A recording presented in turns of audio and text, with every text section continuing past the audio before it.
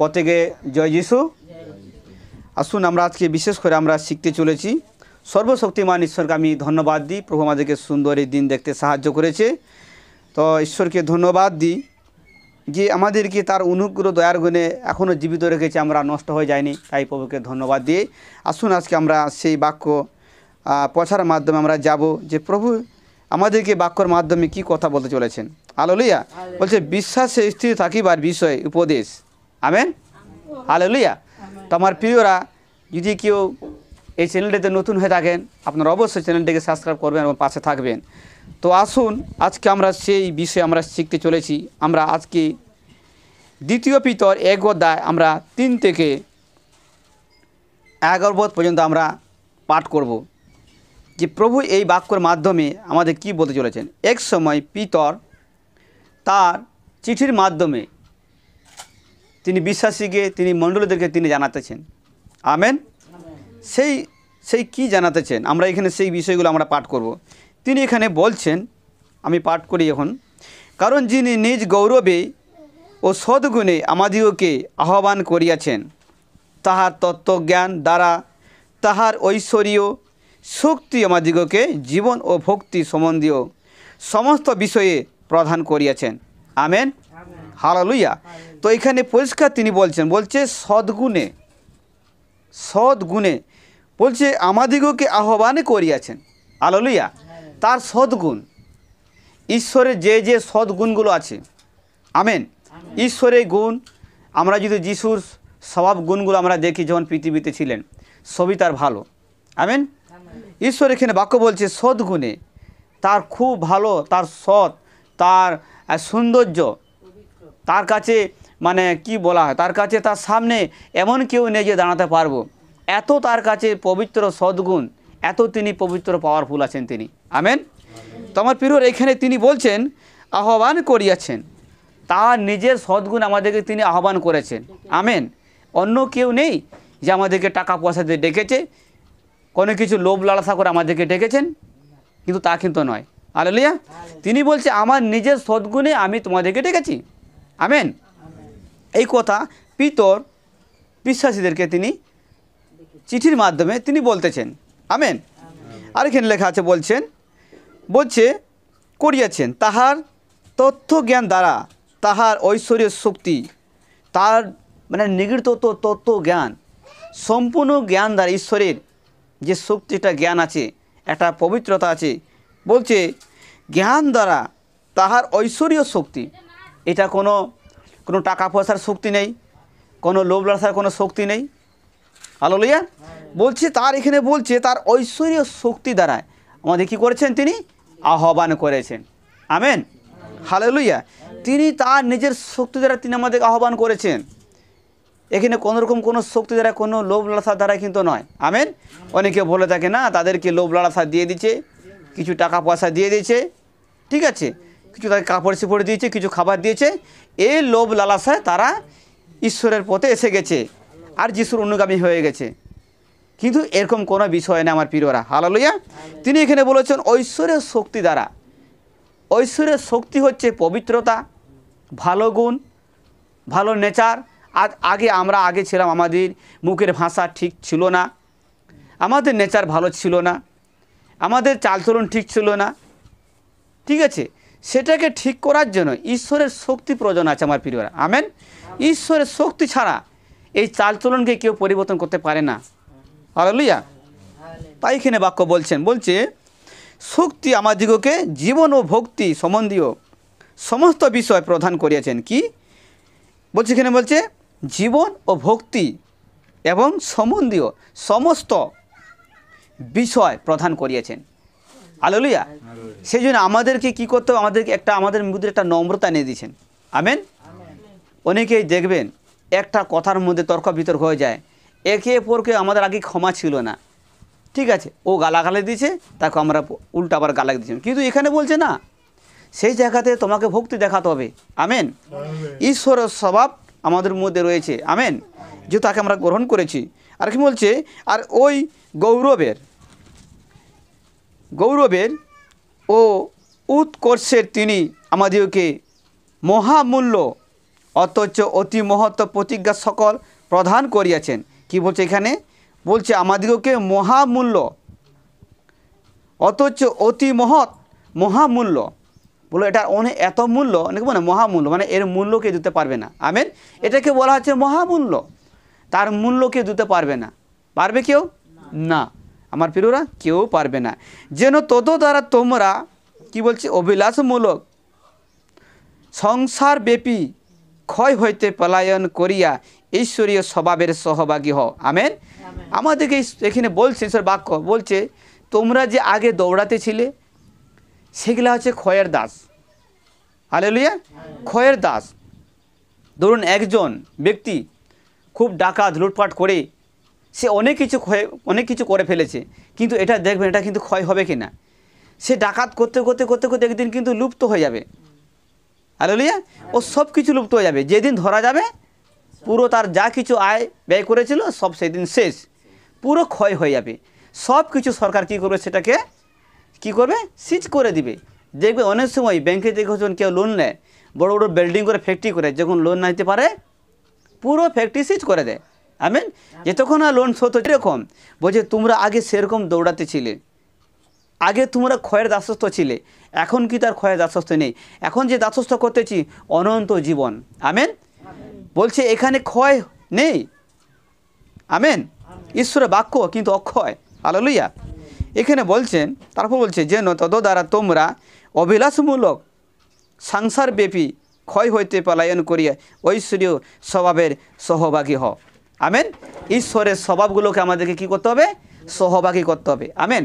যেমন চোরের সঙ্গে থাকলে কি হবে, চোর বলো না সঙ্গ দোষে লোহা ভাসে, তাই না? তার সঙ্গে সঙ্গ ধরলে তোমাকে কিন্তু ভেসে যেতে হবে। কিন্তু ঈশ্বরের স্বভাবে যখন তুমি সহভাগিতা হবে, তোমার ভিতরে আস্তে আস্তে কি করে ঈশ্বরের গুণগুলো একটু একটু করে সহভাগিতা থাকবে। আমেন। তখন দেখবেন আপনার নিজের থেকে ভিতর থেকে একটা নতুন জাগরণ উঠতেছে। আমেন। আমার প্রিয়রা, এই হচ্ছে ঈশ্বরের বাক্য। হালেলুয়া। তারপর এখানে বলছেন, লেখা আছে 5 পদে বলছেন, আর তাহারই জন্য তোমরা সম্পূর্ণ যত্ন প্রয়োগ করিয়া আপনাদের বিশ্বাসে কি বলছে, বলেছে ইহাই তোমাদের সম্পূর্ণ যত্ন প্রয়োগ করিয়া, সম্পূর্ণভাবে যত্ন করো। আমেন। দেখবেন কোনো কিছু জিনিসকে যদি থাকে যত্ন করে রাখা হয়, দেখবেন সেটা আপনি যখন ব্যবহার করবেন ভালো কাজে লাগবে। আমেন। আপনি তো কোনো কিছু খারাপ কিছু করে রেখেছেন, ভালো কাজে ব্যবহার করতে পারবেন না, পারবেন? কখনোই না। হালেলুয়া। ভালো কিছু জিনিস যদি যত্ন করে রাখা হয় সেখানে যত্ন রাখবেন। আমেন। হালেলুয়া। যখন মানুষরা কী করে, ভালো ভালো জামাকাপড় কী করে, তারা কোনো সেন বা কোনো কাপড় দিয়ে কী করে তার আলমারিতে রেখে দেয়।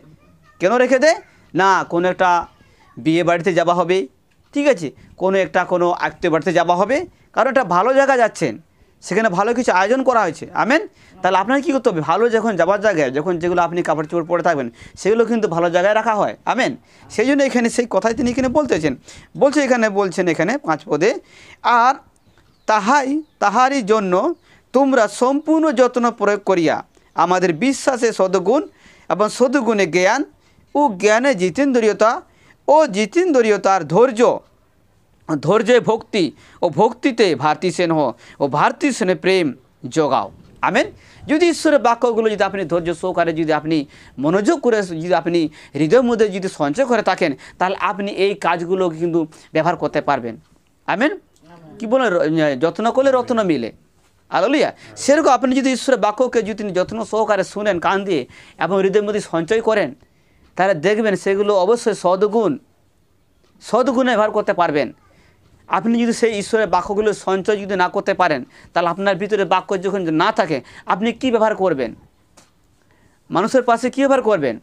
একজন মানুষ আপনার কাছে একটা শত্রু হয়ে আসছে, আপনি শত্রুর কাছে কীভাবে ব্যবহার করবেন? আপনার কাছে তো সেই সদ্গুণগুলো নেই, ঈশ্বরের বাক্য যে জ্ঞানগুলো নেই, তাহলে আপনি সহজেই দেখবেন তার সঙ্গে আপনিও সেই শত্রুতাকে তারমন করে দেবেন। আর আপনার কাছে সেই সদ্গুণগুলো নেই, আর সেইগুলো আপনি যত্ন সহকারে বাক্যগুলো আপনারা শোনেননি, আর আপনি মনোযোগ করে শুনেননি। এই জন্য এখানে পরিষ্কার থেকে পোল বলেছেন, শতা মাত্র হইও না। আপনার কীরকম লোক, দর্পণে এখন দেখলেন আর কিছুক্ষণ পরে ভুলে গেলেন না, আমার প্রিয় এরকম যেন না হয়। আমেন। আমরা যে শাস্ত্র থেকে পাঠ করি বাক্যগুলো, সেগুলো যেন আমাকে মনে রাখতে হবে। আমেন। তাহলে দেখবেন ঠিক ঠিক সময় ঠিক জায়গাতে আপনি সে বাক্যগুলো প্রয়োগ করতে পারেন। আমেন। অথচ আপনার ভিতরে যদি নেই, ঠিক কী করে তাকে আপনি বলবেন বাক্যগুলো? আমেন। আমাদেরকে আগে এগুলো সঞ্চয় করতে হবে, খেতে হবে। হালেলুয়া। কেউ যদি খাসি মাংস খায় আর ঢেকর যদি করে, ডাল ভাতে ঢেকর উঠবে? কি ঢেকর উঠবে? হালেলুয়া। খাসি মাংস ঢেকর উঠবে। আমেন। এখানে বলছে আপনি যদি তার মধ্যে যত্ন সহকারে যদি সহভাগে ধরে রাখেন সব বাক্যগুলো, যখন আপনি কোনো কথা বলবেন, এখানে আপনি যখন প্রচার করবেন বা কোনো কিছু কথা বলবেন, মনে করুন আপনি একটা ভবিষ্যৎবাণী বলতেছেন। আপনি যখন কথা বলবেন, মনে করুন আপনি একটা বাক্য প্রচার করছেন। আমেন। আপনাদের কথার মাধ্যমে যখন কথা বলবেন, মনে হবে সে একজন শাস্ত্র মনে বাক্য প্রচার করছে। কিন্তু আপনার সেগুলো যদি ভিতরে না থাকে, যদি না ধরে রাখেন, জানেন এগুলো কী করে সরে যায় বলুন তো? রাগ, ক্রোধ, নিন্দা, চুগলি, ঠিক আছে, এইসবগুলো যখন সঞ্চয় করে না, এগুলো কিন্তু বেরিয়ে চলে যাবে, থাকবেই না। আপনি ভালো ব্যবহার করতে পারবেন না, আপনার মধ্যে একটা ক্রোধের আত্মা ধরে রাখবেন। হালেলুয়া। ঈশ্বরের গৌরব। এখানে দেখুন আবার লেখা আছে, এখানে বলছে প্রেম জগাও।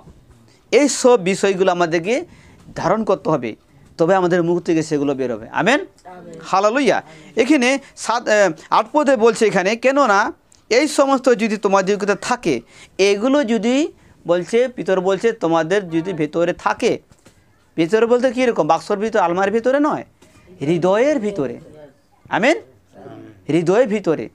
ওই জন্য দাউদ বলছে, প্রভু তোমার বাক্য আমি হৃদয়ের মধ্যে সঞ্চয় করেছি, যেন তোমার বিরুদ্ধে পাপ না করি। হালেলুয়া। যদি ঈশ্বরের বাক্য আপনার ভিতরে না থাকে, সঞ্চয় না করেন, আপনি সহজে পাপ করতে পারবেন। আপনি বুঝতে পারবেন না যে এটা আমি ঠিক না মন্দ করছি। হালেলুয়া। আমার প্রিয়রা, ঈশ্বরকে ধন্যবাদ দিই। যদি এই চ্যানেলটিতে যদি কেউ নতুন হয়ে থাকেন, আপনারা অবশ্যই চ্যানেলটি সাবস্ক্রাইব করবেন এবং পাশে থাকবেন, যেন পরবর্তী নোটিফিকেশন আপনারা প্রথমে পেয়ে যান। তো আসুন আমার প্রিয়, যারা আপনারা শুনছেন এই প্রচারটি, তো আপনারা মনোযোগ করে শুনবেন, আর দয়া করে আপনারা এই ভিডিওটি টেনে টেনে শুনবেন আমার প্রিয় দর্শকরা। আসুন আপনাদেরকে আমি আরও 8 পদ এখানে যাই। বলছে, কেননা এই সমস্ত যদি তোমাদের থাকে ও অপচিয়া পড়ে, তবে আমাদের প্রভু যীশু খ্রিস্টের তত্ত্বজ্ঞান সম্বন্ধে তোমাদেরকে অলস কি ফলহীন থাকতে দিবে না। আমেন। হালেলুয়া। এই সব বিষয়গুলো যদি বলছে তোমাদের ভিতরে থাকে, তাহলে তোমাদের কখনো ফলহীন বা অলস থাকতে দিবে নি। হালেলুয়া। আর যদি এগুলো না থাকে, এখানে বলছে তাহলে তোমাদের অলস হয়ে যাবে, ফলহীন হয়ে যাবে। ঠিক আছে, যেগুলো করতে চাইবেন সেগুলো করতে পারবে না, সব কিছু গণ্ডগোল হয়ে যাবে। কারণ আপনি যেভাবে করতেছেন, কিন্তু সেটা আপনার বুদ্ধি দ্বারা আপনি করতেছেন, কিন্তু ঈশ্বরের বাক্য অনুসারে করতেছেন না, তখনই কিন্তু গণ্ডগোল হচ্ছে। হালেলুয়া। দেখবেন ঈশ্বরের বাক্য অনুসারে আপনি যখন কাজ করতে থাকবেন, দেখবেন সেখানে শয়তান কিন্তু সেখানে আর কোনোরকমভাবে সেখানে স্থান পাবে না। আমেন। ঈশ্বরের বাক্য শয়তান কিছু প্রচণ্ডভাবে তিনি ভয় করেন। হালেলুয়া। আর আপনি যখন আপনার নিজের বুদ্ধি দ্বারা আপনি যখন পরিচালনা করবেন, সেটা শয়তান সম্পূর্ণভাবে সে কথাগুলোকে হজম করে আপনাকে আক্রমণ করতে পারে, কিন্তু ঈশ্বরের বাক্য সে কিন্তু হজম করতে পারে না। আমেন। তাকে কিন্তু আগুনের মতন লাগবে, তাকে ছুরির মতো তাকে কাটবে। আমেন। এই জন্য বলছি ঈশ্বরের বাক্য দুধের তারবাল, যে বলবে তাকেও কাটবে, যে শুনবে তাকেও কাটবে। হালেলুয়া। আমার প্রিয় শুন, এখানে সেই কথা বলছে উপচিয়া পড়ে, তবে আমাদের প্রভু যীশু খ্রিস্টের তত্ত্বজ্ঞান সম্বন্ধে তোমাদিগকে অলস কি ফলহীন থাকতে দিবে না। আমেন। কী কী থাকতে হবে বলেছেন এখানে? আমরা এখানে বললাম সদ্গুণ ও সদ্গুণে জ্ঞান, ও জ্ঞানে জিতেন্দ্রিয়তা, ও জিতেন্দ্রিয়তায় ধৈর্য, ও ধৈর্য ভক্তি, ও ভক্তিতে ভাতৃ স্নেহ, ও ভাতৃ স্নেহে প্রেম যোগাও। আমেন। নিজে নম্রতা সহিত, বাধ্যতা সহিত, আমেন, নিজেকে পবিত্র জীবনযাপন করা, প্রেমের সহিত, আমেন, ক্ষমা সহিত, ক্রোধ না করে, নিজেকে স্বার্থপর না করে নিজেকে নম্র হতে হবে। আমেন। আর তাই এখানে শাস্ত্র তিনি বলেছেন, ঈশ্বর বলেছেন, আমি কিন্তু ক্রোধী, রাগী, ক্রোধদেরকে, দুষ্টদেরকে আমি ঘৃণা করি, কিন্তু নম্রদেরকে আমি অনুগ্রহ করি আর উন্নত করি। আমেন। যদি আপনি মনে করছেন আমি প্রভুর স্বভাবে বাড়বো, প্রভুর সদ্জ্ঞানে আমি বাড়তে থাকবো, তাহলে আপনি এই কথাগুলো কিন্তু মনে রাখতে হবে। আমেন। তো আমার প্রিয়রা, এখানে 9 পদে আবার আমরা যাই। কারণ এই সমস্ত যাহার নাই, যদি এগুলো যার নেই, ভালোবাসা নেই, প্রেম নেই, দয়া নেই, ক্ষমা নেই, ঠিক আছে, সে একটি কথাকে ধরে কিন্তু ক্রোধ হয়ে রেগে একটি কথার মধ্যে আছে, কিন্তু আমার প্রিয়রা একটি কথাকে ধরে রাখবেন না। ওই কথাটা আপনি বাক্য দ্বারাই কিন্তু আপনি নিজেকে ফায়সালা করুন, সেটাকে আপনি পরীক্ষা করে দেখুন আমি ঠিক না বাক্যটা ঠিক। হালেলুয়া। বলছি যদি এইসব জিনিসগুলো না থাকে, যার বাক্য শুনতেছেন, যদি এগুলো যদি ধরে না রাখতে পারেন, বের করে দিয়ে যে অন্য নিজের আইডিয়া কিছু কাজে লাগিয়েছেন, বুদ্ধি কাজে লাগিয়েছেন, তাহলে এখানে দেখুন কি বলছে, যে কারণ এই সমস্ত যাহার নাই সে অন্ধ। হালেলুয়া। অন্ধরা কি করে? কিছু দেখতে পায়, ভালো মন্দ কিছু বুঝতে পারে না, বুঝতে পারে কোথায় যাচ্ছে নিজে বুঝতে পারে না, কিন্তু হ্যাঁ বুঝতে পারে, কিন্তু অন্ধ লোকেরা কিন্তু কিছু কিছু লাঠি দিয়ে অনুভব করতে পারে। হালেলুয়া। কিন্তু আমরা যারা শাস্ত্র পড়ছি, আমাদের যারা চোখ আছে, কিন্তু আমরা তো চোখ, যিশু এখানে বলেছিলেন সেই ব্যক্তিদেরকে, বলে অন্ধকে কিন্তু পথ দেখাতে পারে না, গর্তই পড়ে দুজনে মারা যাবে। আমেন। কিন্তু আমাদেরকে ঈশ্বর সুন্দর চোখ দিয়েছে, আমরা দেখতে পাচ্ছি, ঈশ্বর বাক্য শুনতে পাচ্ছি। আমেন। যদি জেনে শুনে যদি আমরা সেগুলো যদি কাজ না করি, তাহলে আমরা অন্ধ হয়ে গেছি। ওই যে শুনে পুরুষকে বলেছিলে, পুরুষরা বলছে আমরা অন্ধ নাকি, কিন্তু বাস্তবিক আত্মা তাবে অন্তরতে আপনি অন্ধ হয়ে আছেন। আর এখানে তাদের হৃদয়কে অন্ধ করেছে, চোখ কি নয়। হালেলুয়া। তো শোন আমার প্রিয়, এখানে লেখা আছে, বলছে অদূরদর্শী আপন পূর্ব পাপ সমূহের মার্জনা ভুলিয়া গিয়েছে। উদূরদর্শী, সে সব কিছু ভুলে চলে গেছে। ও জানে না যে তার পাপ সকল ক্ষমা হয়ে গেছিল যিশু রক্ত ধরে। আমেন। যিশু তার জন্য কালবেরি ক্রুশে তিনি মৃত্যুবরণ করেছে, তাকে উদ্ধার করেছে, তিনি তাকে কবর প্রাপ্ত হয়েছিল, 3 দিনে তিনি জীবিত উঠেছেন, এই কথা সে ভুলে গেছে। সে প্রথম তার পাপ যে মুছা হয়ে গেছে, তাকে শুদ্ধ করা হয়ে গেছে, ঠিক আছে, তাকে ধার্মিক পথে আনা হয়েছে, তাকে বাঁকা পথ বাদ দিয়ে সোজা পথ দেওয়া হয়ে গেছে, সেই সবগুলো ভুলে গেছে। হালেলুয়া। ভুলে গেছে যে যিশু একদিন এই পৃথিবীতে এসেছিল শিশু রূপ ধারণ করে আমাদের পাপের জন্য, তিনি আবার 33 বছর এখানে থেকে আবার তাকে মৃত্যুবরণ করতে হয়েছে, আবার মৃত্যুকে জয় করে উঠেছে, এগুলো সে ভুলে গেছে। তাকে বলে সে অদূরদর্শী। হালেলুয়া। বলছে পূর্ব পাপ সমূহের মার্জনা ভুলিয়া গিয়েছে, অতএব হে ভারতীগণ, বলছে হে আমার ভাই বোনেরা। হালেলুয়া। পিতর বলছেন বিশ্বাসীদেরকে, হে আমার ভাই বোনেরা। হালেলুয়া। ঈশ্বরকে ধন্যবাদ দিই, তার পবিত্র মহান নামে জয়জয়কার হোক, স্তুতি হোক। তারপর এখানে দেখবেন লেখা আছে, তার বলছে তোমরা যে আহুত ও মনোনীত তা নিশ্চয় করিতে অধিক যত্ন করো। কি বলছে? তোমরা কেছে